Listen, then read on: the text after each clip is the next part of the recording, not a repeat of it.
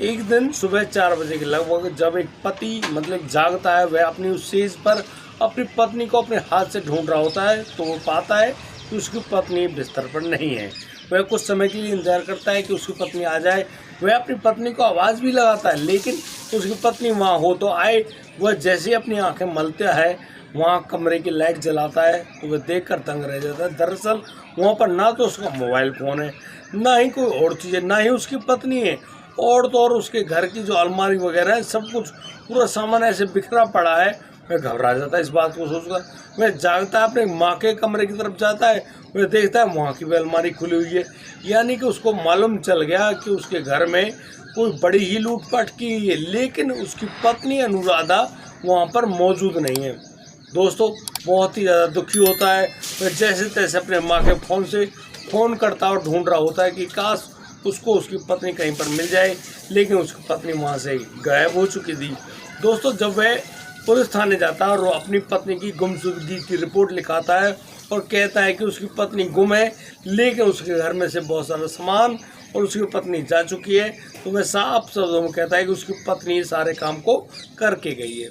अब दोस्तों, पुलिस यहाँ पूरी छानबीन करती है तो मालूम चलता है, और पुलिस एक ऐसी महिला को रंगे हाथों पकड़ती है जो कि एक और शादी बना रही होती है, यानी कि एक और शादी रच रही है। और उस शादी के अंतर्गत जब उस महिला के बारे में पूरी छानबीन की गई तो मालूम चला कि इस महिला ने मात्र यानी कि 7 महीने में 25 शादी एक कर चुकी है, 26वीं शादी कर रही है, और करीब करीब 1.5 करोड़ रुपये इसने कमा लिए हैं। शायद आपको लग रहा होगा कि मैं ये रकम गलत तरीके से बोल रहा हूँ, लेकिन ऐसा नहीं है। उस महिला ने यानी कि अपने पूरे गिरोह के साथ मिलकर 1.5 करोड़ रुपए की ठगी करी है, और ये ठगी 1, 2, 3, 4 नहीं 25 शादियों में करी है। और 26वीं शादी जब वो कर रही थी, उसी समय उसको गिरफ्तार कर लिया गया। आखिर क्या था पूरा मामला, हम आपको एक एक बात बताने वाले हैं। आपसे विनती है, इस कहानी को अंत तक जरूर देखिएगा। नमस्कार, आदाब, सत श्री अकाल दोस्तों, स्वागत है आपका हमारे यूट्यूब चैनल किस्से क्राइम के। और दोस्तों, मैं उम्मीद करता हूँ आप सब लोग बढ़िया होंगे, बेहतरीन होंगे और अपने परिवार का बखूबी ख्याल रख रहे होंगे। दोस्तों, आज का बेहद ही हैरान करने वाला मामला सामने आया है सवाई माधोपुर राजस्थान से। लेकिन दोस्तों, ये जो महिला है, ये महिला रहने वाली है मध्य प्रदेश की। दोस्तों, सवाई माधोपुर में एक ठेले लगाने वाला जो लड़का है, जिसका नाम होता है विष्णु शर्मा, जो कि ठेले पर सब्जी और फल बेचा करता है। उसकी उम्र लगभग 35 साल की हो चुकी है, लेकिन उसकी अभी तक कोई शादी नहीं हो पाई है। और जब उसकी शादी नहीं होती है, वह अपने घर में इकलौता लड़का होता है। उसकी माँ बार बार कहती, बेटा कोई लड़की मिल जाए तो शादी कर ले। और इसी मामले में वह जो लड़का है आगे बढ़ता है, और वह मतलब कुछ लोग ऐसे लोगों से मिलता है जो कि उस विष्णु शर्मा की शादी कराने के लिए तैयार हो जाते हैं। अब शादी कहाँ से होगी? ये शादी होती है मध्य प्रदेश यानी कि भोपाल से। और दोस्तों, मध्य प्रदेश की जो वह लड़की है अनुराधा, उसके फ़ोटो जब उस विष्णु शर्मा को दिखाए जाते हैं, तो विष्णु शर्मा उस फोटो को देखकर उस लड़की अनुराधा के लिए राजी हो जाता है और कहता है कि ठीक है, लड़की तो उनको पसंद है।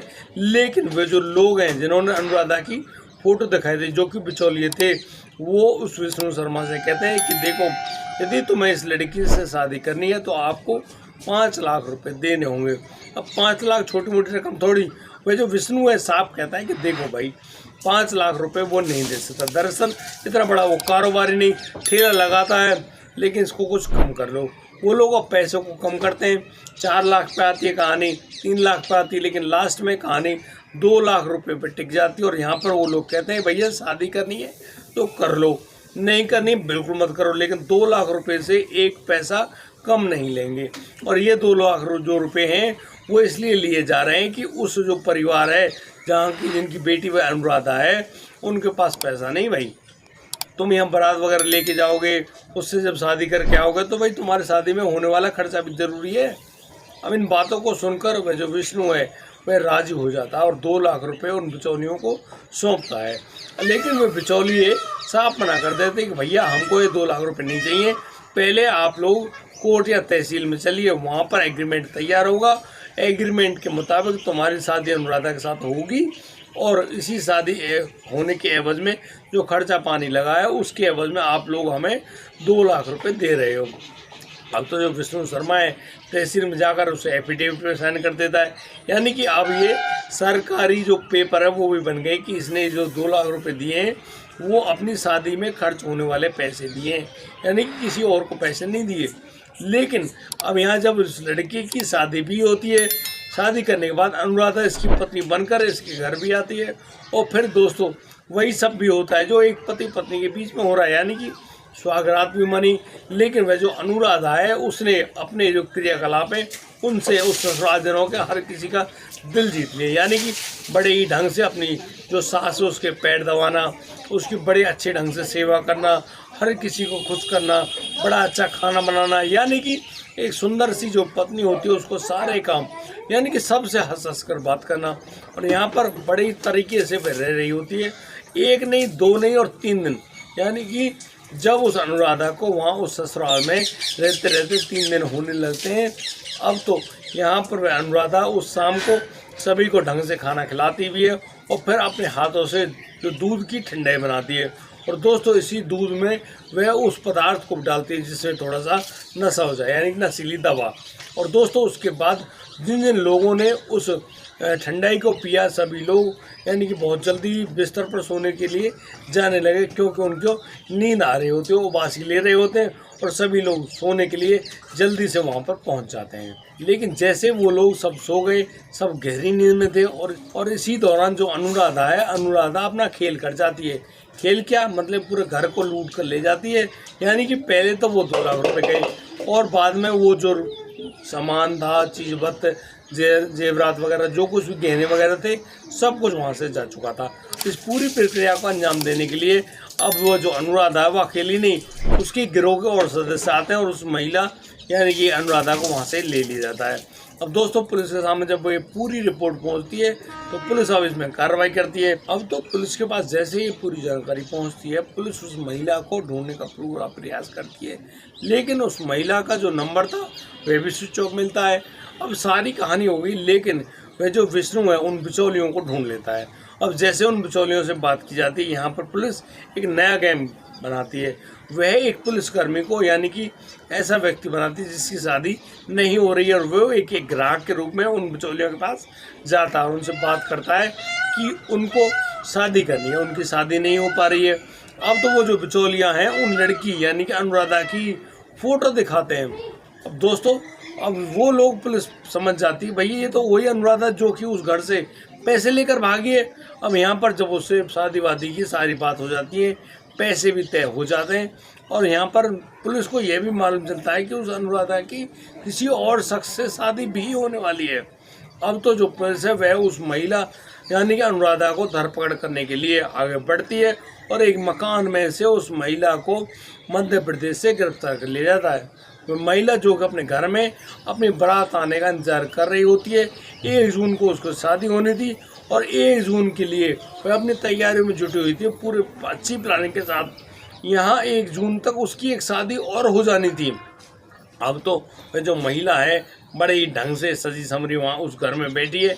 अब पुलिस की जैसे रेड पड़ती है, सभी लोग वहाँ से भागने का प्रयास करते हैं, लेकिन पुलिस तो पूरी छानबीन सोच के साथ मतलब पूरी प्लानिंग के साथ गई थी, और पुलिस ने चप्पे चप्पे पर अपने पुलिसकर्मी तैनात कर रखे थे, और पुलिस ने उस अनुराधा को उस घर से भागने नहीं दिया। अब तो जो अनुराधा है उसको गिरफ्तार कर लिया जाता है, और जब उससे पूछताछ की जाती है तो यहाँ पर वह जो अनुराधा है वह इस बात को स्वीकार करती कि वह ब्याही तो गई है उत्तर प्रदेश में, लेकिन पिछले 7 महीने से वे लगातार शादियाँ कर रही हैं, और अब तक उसने लगभग 25 शादी कर ली हैं और 26वीं शादी की तैयारी में जुटी हुई है, और उसने हर एक शादी में करीब 6 लाख रुपए, मैं ये एवरेज बता रहा हूँ, कहीं से बहुत ज़्यादा रकम भी ऐठी है, करीब 6 लाख रुपए की एवरेज बैठती है। और आप हिसाब लगा लेना कि भाई 25 लोगों से 6 लाख रुपए की एवरेज के मुताबिक करीब 1.5 करोड़ रुपए का धंधा बनता है। ये महिला जो कि 2 बच्चों की माँ भी है, और इसके पति जब ये अपने पति से दूर रहती है तो इसी दौरान ये उन बिचौलिया के संपर्क में आ जाती है, और यहाँ ये बिचौलिया इससे मतलब कि हर 10 दिन में एक नई शादी करवाते हैं, और वो कोर्ट मैरिज नहीं होती है, वो मतलब मंदिर में जाकर शादी कर लेते हैं। वो कागजात बनवाते हैं, सरकारी कागजात, कि हाँ भाई ये जो पैसे हैं जो बेटा वाला है उस लड़की की शादी करने की एवज में ले रहा है, ना कि उनको दे रहा है। ये खरीदी हुई शादी नहीं, उस खर्चे के पैसे होते, अब उन पैसों को वो वापस नहीं मांगता। लेकिन जैसे इस पूरे मामले का भंडाफोड़ हुआ, यानी कि उन 25 लोगों के बारे में जानकारी जुटाई जा रही है कि कहाँ कहाँ इस अनुराधा ने शादी करी है और कहाँ कहाँ से इतने पैसों को इसने लूटा है। अभी तो 4 लोगों का नाम सामने आया है, लेकिन पूरे भारत में इस अनुराधा ने ऐसा पूरा गिरोह चला रखा है। इसी गिरोह के अनुरूप उसने पूरी प्रक्रिया को अंजाम दिया और ये करोड़पति बनकर बैठ गई। मतलब कि एक पति द्वारा छोड़ गई पत्नी खुद करोड़पति बनकर बैठी है और लगातार उन लोगों को ठग रही है जिन लोगों की मेहनत की कमाई, इज्जत की कमाई सब कुछ लूट कर ले जा रही है। अलग अलग तरह के सपने दिखा रही है और उन लोगों के साथ इतनी बड़ी ठगी भी कर रही है। अब आप लोग ढंग से समझ गए होंगे कि कैसे, मतलब किसी की शादी नहीं होती है, उम्र 26, 28, 30 साल हो गई है, 35 साल, 40 साल हो गई है, तो फिर उनके पास ऐसे ऑफर आने लगते हैं कि उनको मौका मिलने लगता है कि भैया तुम्हारी शादी हम एमपी से करा देंगे। एमपी मतलब मध्य प्रदेश। अब मध्य प्रदेश से आने वाली ये जो लड़कियां हैं, ये लड़कियां तो आती हैं गरीब परिवार से। उन लोगों को ना तो कुछ ज़्यादा पैसे दिए जाते हैं, यानी 10-20-50 हज़ार रुपये दे दी जाते हैं, जिनसे वो अपनी बिटिया की शादी तो कर ले। लेकिन ये जो लोग बिचौलियाँ हैं ना, ये मोटी रकम ऐंठते हैं, 1.5-2 लाख, 3 लाख, 4 लाख, जिसका जैसी जरूरत बैठती है, जैसा कस्टमर मिलता है। लेकिन मैं आपको बता दूं, हर इंसान ऐसा नहीं होता है। लेकिन इंसान अनुराधा ने, यानी कि उन गरीब बच्चियों का जो शादी हो जाती है वो भी करानी बंद कर दी, और सिर्फ अपने लालच के चलते उस महिला ने, यानी कि लोगों को इसी प्रारूप में ठगना शुरू कर दिया। और जिस प्रकार से वह उन लोगों को ठग रही है, उससे मालूम चलता है कि वाकई में इस महिला की कितनी संकीर्ण सोच है। मतलब ये शादी भी करती है, सुहागरात भी बनाती है, लगभग 25 लोगों के साथ संबंध भी बना चुकी है।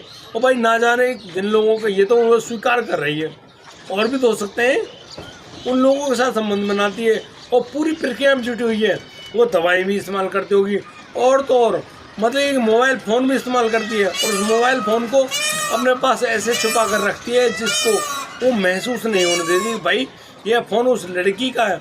लेकिन ये जो लड़की है, पहले दिन शादी करके आती है, दूसरे दिन सुहागरात मनाती है, और बस दूसरे दिन जिस दिन सुहागरात होती है उसी दिन ये कांड करके वहाँ से भाग जाती है। और ये कांड ऐसे ही नहीं, मतलब पूरी खबर जुटा लेती है कहाँ पर क्या चीज़ रखी है।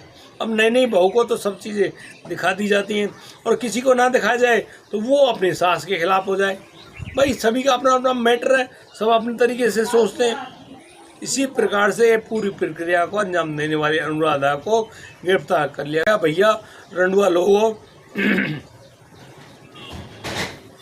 भाई साहब, ये जो लोग जिनकी शादी नहीं हुई है, जिनको रंडुआ भी बोला जाता है, रांडे भी बोला जाता है, भैया आप लोग सतर्क होकर आगे बढ़ें और इस बात पर ज़्यादा ध्यान दें कि तुम्हारी शादी तो हो रही है, अच्छी बात है, लेकिन शादी पर पूरी निगाह बनाए रखें, और ख़ासकर अपनी पत्नी पर। कहीं ऐसा ना हो गेम बचा जाए, कहीं ना तुम घर के रहो ना घाट के, हालत बेकार भी हो सकती है। इसीलिए आप लोग सतर्क रहें, सावधान रहें और जागरूक होने की ज़्यादा आवश्यकता है, क्योंकि ये किसी के साथ भी कहीं भी घटित हो सकता है। और ये जब पूरी प्रक्रिया को अंजाम दिया जाता है, पूरी साजिश के साथ दिया जाता है, मजाक में नहीं, बड़े ही अच्छे ढंग से। इसीलिए आपके सावधान, सतर्क और जागरूक होने की आवश्यकता है। दोस्तों, इस पूरे घटनाक्रम को सुनाने को उद्देश्य किसी को परेशान करना नहीं है, किसी का दिल दुखाना नहीं है, लेकिन दोस्तों हम इन घटनाक्रम के माध्यम से आप लोगों को सचेत एवं जागरूक करना चाहते हैं, ताकि ऐसी अप्रिय घटना किसी अपने के साथ ना होने पाए। सभी लोग सावधान रहें, सतर्क रहें और जागरूक तो जरूर रहें। और दोस्तों, आप इस वीडियो को उन लोगों के पास भी पहुंचा सकते हैं जो लोग अभी इस समय रंडवे हैं और उनकी शादी नहीं हो पाई है, ताकि वो लोग भी सावधान रहे कि कोई भी महिला या पुरुष मतलब कि आपको इस प्रकार के चंगुल में फंसा भी लेगा और फिर आपके साथ इस पूरे घटनाक्रम को अंजाम भी दे देगा, यानी कि एक एक पैसे को खाली कर देगी। भैया इसीलिए इन महिलाओं के इस प्रकोप से अपने आप को, अपने परिवार को बचा कर रखें। दोस्तों, आज के लिए सिर्फ इतना ही। अब दीजिए मुझे इजाज़त, मिलता हूँ कल, लाता हूँ एक और नया मामला। तब तक लिए आप बढ़िया रहें, बेहतर रहें, अपना और अपने परिवार का बखूबी ख्याल रखते रहें। और दोस्तों, 2-3 दिन हम वीडियो नहीं ले पाए, दोस्तों हम 2-3 दिन मतलब कि वीडियो नहीं ला पाए, उसके लिए हम आपसे हाथ जोड़ कर माफ़ी चाहते हैं, लेकिन आगे से ये प्रक्रिया कंटिन्यू रहेगी। दोस्तों जय हिंद, जय भारत।